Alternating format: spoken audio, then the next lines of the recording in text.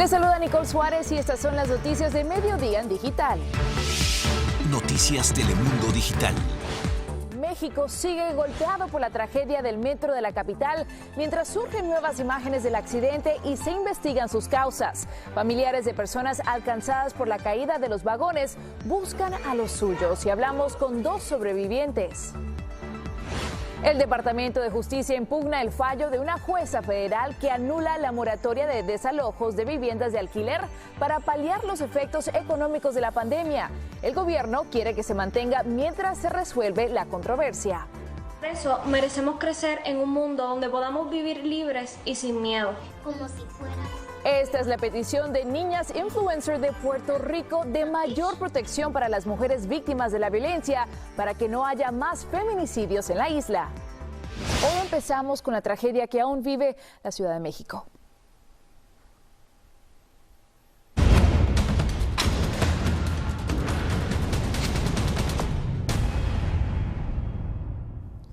Ahí está viendo nuevas imágenes de la fatídica caída de los 2 vagones de la línea 12 del metro de Ciudad de México. Muestran más detalles desde un ángulo distinto a lo que habíamos visto de lo que provocó esta terrible tragedia.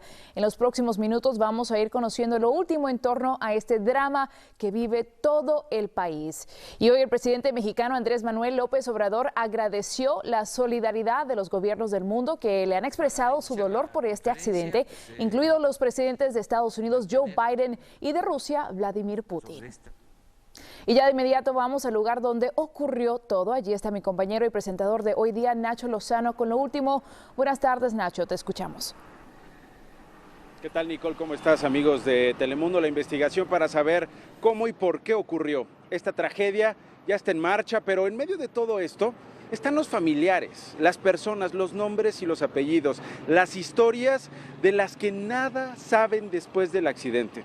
Además, ya han comenzado los funerales por algunas de las víctimas, como el niño Brandon Giovanni, que aquí les hemos reportado en la cobertura de Noticias Telemundo. Isa Osorio, mi colega reportera, nos cuenta los detalles sobre este funeral. Buenas tardes, Isa. Así es, muy buenas tardes. Continuamos en la zona 0, donde todavía y de manera muy lenta continúa el retiro poco a poco de los escombros que dejó esta tragedia. También sabemos que, de acuerdo con la última información oficial, todavía hay 5 personas que se encuentran desaparecidas. Estas personas no están ni en los hospitales ni en la lista de muertos. Sin embargo, aquí en esta zona, en la zona 0, las personas han llegado a colocar flores y algunas veladoras como un gesto de solidaridad con las víctimas que ha dejado esta tragedia. Y precisamente aquí también hay reclamos de la ciudadanía, principalmente con el presidente, quienes han criticado su actuación frente a la tragedia. Yo siento que si se viene a parar aquí, pues lo vamos a terminar corriendo a patadas, la verdad. Pues no es posible que tenga gente así en su... pues, al lado de él, ¿no? Y lo digo por Ebrard, ¿no? Por el momento sabemos también que todavía hay 40 personas hospitalizadas. Una de ellas, quizá uno de los casos que más ha llamado la atención, es el de la joven Tania. Ella viajaba junto con su hermana cuando ocurrió este accidente. Tania se encuentra gravemente hospitalizada y requiere con urgencia una cirugía de cadera. Sin embargo, los médicos están cobrando mucho dinero para que esta cirugía se lleve a cabo. Su hermana murió en el trágico accidente y la madre de Tania se encuentra desesperada. Pues es que dicen que tienen que esperarnos, que porque se puede desangrar si la opera. Pero no es por material quirúrgico ni por estas situaciones de... Primero me dijeron que no tienen el material, que lo tenía que comprar yo. Ayer también se realizaron los funerales de Brandon Giovanni, el niño de 12 años que lamentablemente perdió la vida en esta tragedia. Y entonces canto de victoria por los siglos de los siglos. Amén.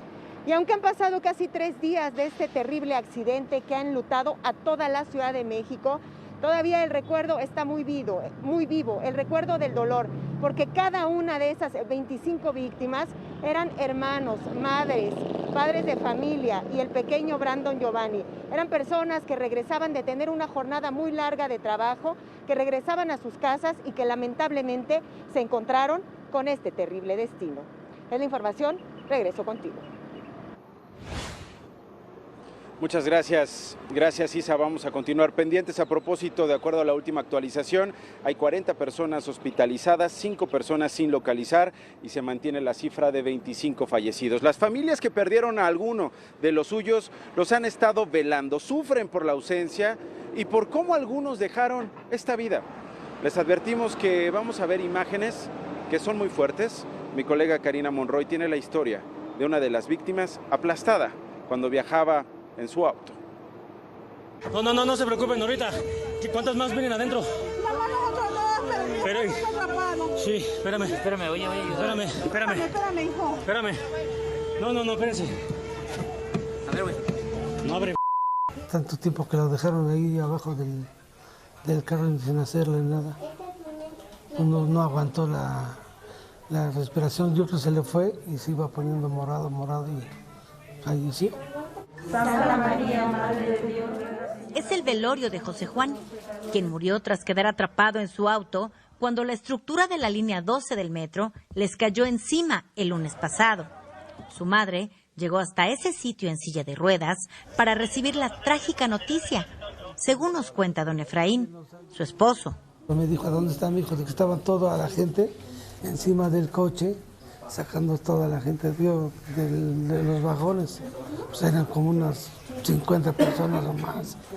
Entonces se fue colapsado todo el peso y le fueron asfixiando de su cuerpo y todo. Y no, pues ya. Y luego después al último lo fueron a avisar que ya se había muerto. No, espérate, güey, espérate. Es que ya está por caer, Cira. En el mismo coche estaba Evelyn, pareja de José, actualmente hospitalizada. La andamos busque y ya la encontramos a un lado de nosotros, que estaba ella también ahí, estaba inconsciente, pero con unos dolores muy fuertes. Que no se duerma nada, de que se mantenga así. Sí, no, espérame. Entre los asistentes al funeral encontramos a su sobrina Yesenia. El día del accidente viajaba en uno de los vagones que no se desplomó. Al salir de la estación, aún alcanzó a ver con vida a su tío. A la hora de pasar el tren, se colapsó todo así en B, pero antes de colapsarse sí se sentía como que temblaba esa parte. Cuando yo me acerqué ahí, sí estaba todo arriba sobre del carro, pero José Juan estaba con vida. Él duró mucho tiempo con vida y pues él quedó atrapado, por eso fue que él no pudo salir. Ella ahorita está muy grave también, no fueron lesiones como lo dice el gobierno.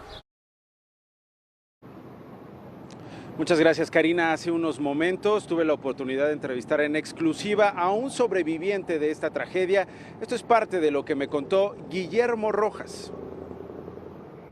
¿De qué parte saliste? ¿Dónde estabas?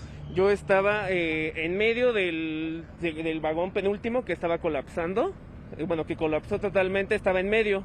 Entonces me fui resbalando poco a poco hasta que pues encontré una puerta un poco abierta. La empecé a patear, luego incluso el pie lastimado. Y ya cuando se abrió poquito, pues me tuve que aventar básicamente a la altura de un piso para poder sobrevivir. ¿Qué escuchaste? ¿Qué escuchaste? Se escuchó un silencio muy largo, como de las películas de que no sabes qué va a pasar. Entonces mis reflejos solamente me dieron para sostenerme a lo que tenía, que era un tubo. Traigo incluso este brazo lastimado y me duele muchísimo por el sobreesfuerzo que hice de no soltarme. Entonces eso fue lo que a mí me ayudó a no salir volando, rebotando. Y este es el testimonio de Eva Ramírez, madre de Guillermo, quien narra los segundos de angustia que vivió antes de encontrarse con su hijo. Lo que hice yo, en lo que mi esposo y mi hermano corrían a buscarlo, lo que hice yo, me puse a ver toda la gente que estaba ahí esperando encontrar a mi hijo, y mi hijo no estaba. Lo buscamos como una hora, yo creo, y no encontrábamos. Hasta que mi esposo vino de este lado y me dijo, acá está. Dice, que lo revisen. Dice, no, le dijeron que no. ¿Qué hizo cuando usted vio a su hijo? Lo quería morder. Lo vi porque estaba sacando gente. Y yo gritaba y se acercó un muchacho de pelo güerito y me dijo, no te preocupes, yo te ayudo a buscarlo. Parte del panorama en esta cobertura especial de Noticias Telemundo desde la Zona Cero en la Ciudad de México. En México, Nicole, regreso contigo. Gracias, Nacho, por compartir esos testimonios con nosotros. Y ahora hablamos de la crisis en Colombia. Siguen las protestas, ya no solo por el proyecto de ley tributaria retirado por el gobierno, son también contra la reforma del sistema de salud, la desigualdad social y la actuación de la policía. 9 días de enfrentamientos en las calles que dejan al menos 25 muertos, 950 heridos y con la amenaza latente de la pandemia. Zulay Ucros tiene el último. Buenas tardes, Zulay. Muy buenas tardes, así es, Colombia hoy se levanta nuevamente con una noticia nefasta tras 9 días de protestas, de enfrentamientos entre los manifestantes y la fuerza pública. 2 jóvenes, uno de 37 años y uno de 24, presentan muerte cerebral. Las víctimas, una de ellas se presentó en la población de Pereira, se encontraba, según los manifestantes, haciendo una protesta de manera pacífica cuando fue impactado por desconocidos que se movilizaban en una motocicleta. Lo impactaron en 8 oportunidades con un arma de fuego, lo que le produjo muerte cerebral. El otro hecho se presentó en la ciudad de Barranquilla, donde un joven, en medio de las protestas, recibió por parte de la tanqueta de la policía un chorro de agua que también le produjo graves lesiones en su cabeza. A esta hora en Cali se llevan a cabo varias manifestaciones, varias protestas. En otras regiones se está presentando desabastecimiento de oxígeno. Algunas organizaciones defensoras de derechos humanos y también la Cruz Roja están pidiendo a los transportadores que se encuentran en las vías y los manifestantes que permitan el acceso, que permitan el ingreso de las misiones médicas. En Cali, el día de ayer se abrió un corredor humanitario para que las ambulancias pudieran entrar, pero algo importante que hay que destacar en esta ciudad también es que se está presentando desabastecimiento en algunos alimentos de la canasta básica. 192 bloqueos es lo que reportan las autoridades en Colombia. Por lo pronto me despido desde Cali, estaremos atentos al desarrollo de toda la información que se registre desde este punto de Colombia. Desde Cali, Zulay Ucros, Noticias Telemundo. Zulay, gracias.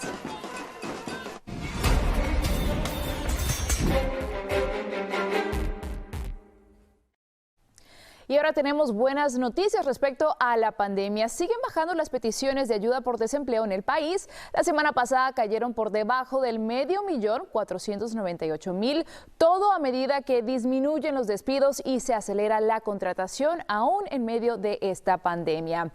Y la vacuna de Moderna es altamente eficaz en los adolescentes, según afirma el fabricante, después de haberla analizado en 3.200 jóvenes con una tasa de eficacia del 96%. Muy bueno. De momento, la vacuna está siendo bien tolerada y no se han identificado problemas tras su aplicación. Moderna, de hecho, va a pedir a la FDA que su vacuna reciba una aprobación completa y no solo para su uso de emergencia. Temor e inseguridad a quedarse en la calle para miles de inquilinos de todo el país a raíz de que una jueza federal suspendiera ayer la moratoria de desalojos para paliar los efectos económicos de la pandemia de COVID. Una decisión que está recurrida. Javier Vega tiene más información. Buenas tardes, Javier, te escuchamos. Adelante. Sí, Nicole, buenas tardes. Una mala noticia para millones de inquilinos que van retrasados, y es que 1 de cada 7 familias que pagan renta se encuentran en esta situación según datos del censo. Pero la esperanza no se pierde del todo, porque el Departamento de Justicia ya impugnó este fallo y pretende que se mantenga la moratoria mientras se resuelve la controversia. Eso mientras permanecen las protecciones en al menos 18 estados del país.